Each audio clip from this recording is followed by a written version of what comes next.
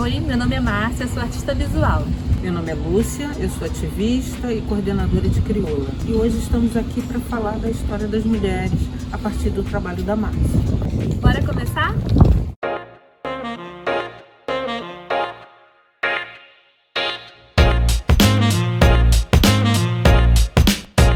Eu sou Lúcia Xavier, coordenadora de Crioula, organização de mulheres negras que foi fundada em 1992 com o intuito de defender o direito das mulheres e, ao mesmo tempo, acolhê-las nas suas demandas, nas suas lutas, né? A minha trajetória na luta política se inicia na minha juventude, em torno das ações relacionadas ao racismo, aos direitos humanos e à luta dos direitos das mulheres. Então, gente, meu nome é Márcia Falcão, sou formada em pintura pela EBA. Ano passado, durante a pandemia, a Redinami lançou um edital emergencial, principalmente porque naquele período a gente estava passando por muitas dificuldades, até mesmo financeiras, para poder se lançar aqui no Rio como artista, tudo fechado. Dentro do edital havia alguns temas que a gente podia escolher para produzir um trabalho, e o meu croquis tratava da história das mulheres.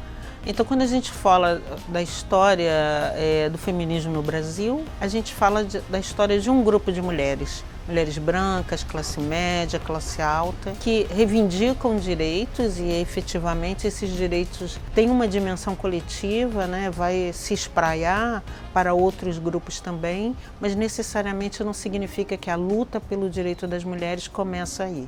Então, o movimento feminista estabelece diferentes ondas do feminismo para marcar pilares de construção da história das mulheres, mas nós, mulheres negras, marcamos esse processo de outra forma. Nós marcamos desde a presença da primeira mulher no Brasil, uma mulher negra escravizada, pela luta pela liberdade e também pela luta de igualdade entre mulheres. Então, possivelmente, a nossa história traz uma carga mais complexa. Eu fui buscando para dentro da minha própria poética, que acaba tratando de diálogos com a história da arte, e trouxe um dos elementos que eu mais uso, que são as cariátides. E aqui a gente vai fazer várias representações dessas esculturas gregas deslocadas para esse cenário carioca. Nessa primeira etapa, a gente lançou o trabalho todo, todos os elementos principais, dando ênfase nas áreas, tanto de cor quanto de tom. Normalmente meu processo é assim, a primeira etapa é essa, é lançar tudo como um todo, para eu perceber o desenho da composição e se eu preciso mudar alguma coisa, buscando o equilíbrio ou desequilíbrio, dependendo do que eu quiser, né, para aquele trabalho. Eu costumo fazer isso com cores sólidas, mas a minha pintura, de uma maneira geral, eu gosto de dar um protagonismo para a pintura. Então, em vários momentos, tem áreas de maior transparência e também de mais opacidade. Eu gosto de trabalhar com bastante achura. E esse muro aqui, como ele é um muro, eu não sou grafiteira, não sou muralista, eu sou mais de trabalhar sobre lona, sobre tela. Mas foi uma grata surpresa, porque o muro ele tem uma aspereza. Quando eu passo o pincel não tão encharcado, eu ganho um pouco da plasticidade que eu tenho quando eu trabalho com pastel oleoso. E é isso, agora a gente vai continuar. Cada personagem dessa é uma coluna e eu vou começar a trazer mais detalhamento para esses personagens, e depois eu continuo fazendo isso no fundo, na base e nas laterais. E ative o sininho para receber as notificações aqui do canal. A história da luta das mulheres precisa ser compreendida exatamente a partir de quem elas são, como é que elas vivem, qual é a sua história nesse mundo, né? Então, quando a gente fala da história de luta das mulheres negras, nós falamos de uma história milenar que atravessa a nossa história, a história no nosso continente, no nosso país, a partir de um crime de lesa humanidade chamada escravidão transatlântica, né? É a partir daí que a gente reconhece a luta das mulheres negras. Elas lutaram por liberdade, por melhores condições de vida e, sobretudo, pelo reconhecimento das suas humanidades, né? Eram mulheres de diferentes regiões, de um continente enorme como a África, e que chegam aqui sem essa condição. E ao chegar aqui é evidente que também encontram mulheres que viviam opressões e subordinação, mas ainda eram consideradas seres humanos, né? E nesse caso havia a violência que elas enfrentavam era definida de modo diferente, mais grave ou menos grave, de acordo com essa perspectiva. Então mulheres negras, mulheres indígenas, mulheres brancas, todos os outros grupos que se identificam ou têm identidades relacionadas a essa condição de gênero, lutaram por muito tempo para ter a sua liberdade. Então, quando a gente olha a história do Brasil, a gente vai ver a história de mulheres enfrentando barreiras, diminuindo barreiras para conseguir seus direitos e, sobretudo, para conseguir coletivamente ter acesso a bens e serviços e melhores condições de vida. Então, a nossa luta marca que exatamente nesses compassos as dimensões de direitos que a gente quer alcançar. Então, a nossa luta não era só para reconhecer as dimensões do direito das mulheres, mas também para construir a nossa humanidade, né? Então, por isso, as assimetrias entre mulheres aparecem nas nossas ações políticas como uma reivindicação, como uma demanda. Em 30, 40 anos, os direitos das mulheres se modificaram e as suas reivindicações também renovaram todas essas relações, né? Mas elas não foram suficientes para romper com as assimetrias de raça, de orientação sexual, de identidade de gênero, porque mesmo o direito é focado, é trabalhado como ideia, com dimensões, onde a igualdade não é pensada da mesma maneira.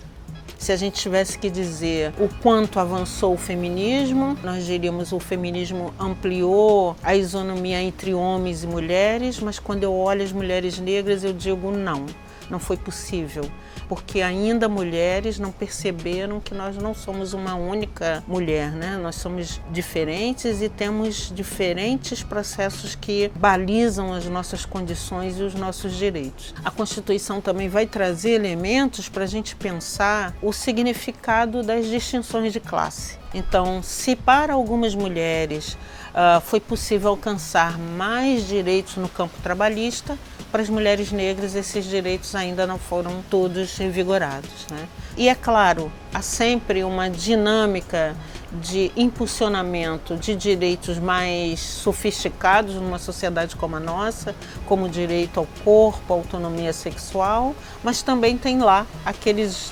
níveis de direitos que ainda não foram alcançados, como o direito à carteira assinada, proteção ao trabalho, direito à saúde, à educação. Então são as bandeiras e a ação política que mulheres desenvolvem até hoje. Então, gente, hoje é o segundo dia de trabalho. A gente vai começar agora detalhando mais os personagens principais do trabalho, que estão aqui como colunas. O meu trabalho, normalmente, ele bebe muito de uma história da arte eurocêntrica, de uma certa maneira fazendo uma crítica, talvez. Cada uma dessas mulheres, elas representam não um grupo de mulheres específico, mas eu gostaria que fosse possível que as mulheres que passam por aqui, por essa rua, conseguissem se enxergar dentro do trabalho. Então, nós temos uma referência à Conceição Evaristo, as meninas do Bonde das Maravilhas, uma mãe que eu peguei no Instagram do Favela Grafia, essa referência, as minhas filhas, uma mulher bem vestida, gata, gostosa, e uma mulher grávida. Eu queria realmente que fosse possível que a leitura fosse que a gente que está aqui fora passando pelo espaço urbano estivesse ali também, representando todas nós, né, mulheres cariocas. O topo faz referência ao entablamento, que faz parte da arquitetura grega, e aqui a gente traz esse elemento pesado que representa um pouco de cimento sobre a cabeça delas, com essa não é um desenho, mas é uma intenção de bandeira. E a leitura é que, de alguma forma, essas mulheres sustentam essa nação, né?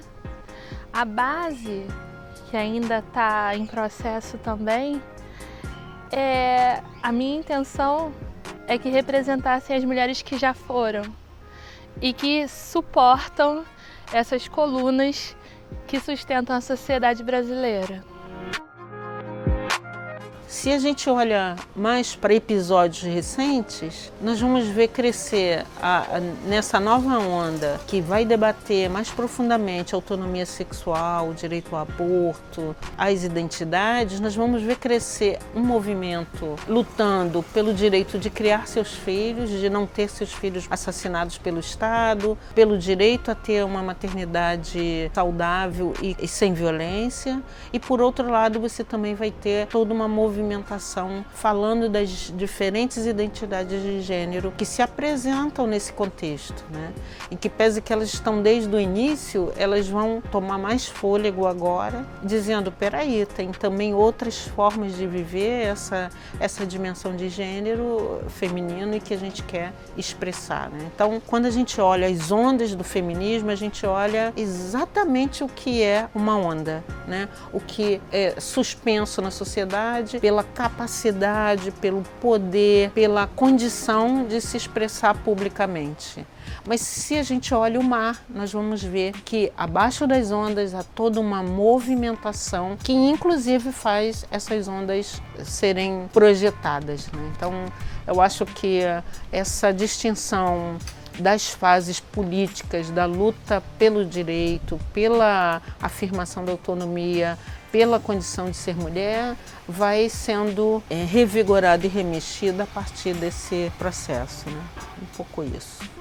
Então, quando eu vi a sua obra, inicialmente eu vi revelado exatamente o que você falou, mas não necessariamente do mesmo jeito, né? Então essa denúncia de levar nas costas, na cabeça o país, eu acho que é isso mesmo, né? Cada mulher dessa tem uma passagem, né, histórica, ou costurando, ou cozinhando, ou ensinando, ou tomando conta, cuidando, né? É um pouco isso que você traz de volta, né? Mesmo aquelas que escapam, estão ainda segurando esse processo. Mas quando você vai contando, você vai me remetendo a um entendimento das mulheres negras na sociedade, que mesmo que você não tenha ouvido isso de ninguém, você consegue entender que nós estamos sob a base produzida pelas nossas ancestrais ao longo desse período e que a gente reconstituiu dentro desse processo, desde a escravidão, outras condições de vida. Então eu fiquei muito feliz. Eu não diria que é só um protesto, eu não diria que é só a presença de uma ferida, eu diria que é uma arte, sabe? Porque é uma arte que não quer revelar só a dor, o que somos, o que vivemos, mas quer revelar o que a gente representa e quer para o mundo, sabe? E em que pese que o mundo odeia essa condição, né? Mas se eles nos empurraram para ela, nós mudamos tudo isso. Essa maneira de expressar a sociedade brasileira, né? O país, a nação, o Estado, é ainda uma maneira de fé, né? Porque a segunda coisa que você me disse que elas estão sustentando são as suas próximas gerações. Então, por causa das suas próximas gerações, elas enfrentam esse tipo de perspectiva. Então, são mulheres visionárias, se entregam a uma luta. Eu não estou dizendo que não tenha dor, que não tenha sacrifício, mas elas se entregam na luta pensando no bem dos próximos, né? Dos outros, das outras. Então, gente, esse foi o nosso encontro. Se vocês gostaram, façam um exercício inspirado nessa nossa conversa sobre o mural. Tem o seu mural, postem nas redes sociais e marquem com a hashtag canal Rede Nami. Para termos uma sociedade onde os valores feministas, concepções feministas, democráticas e de outras ordens de direitos humanos, é necessário reconhecer que essa desigualdade entre mulheres precisa ser vencida.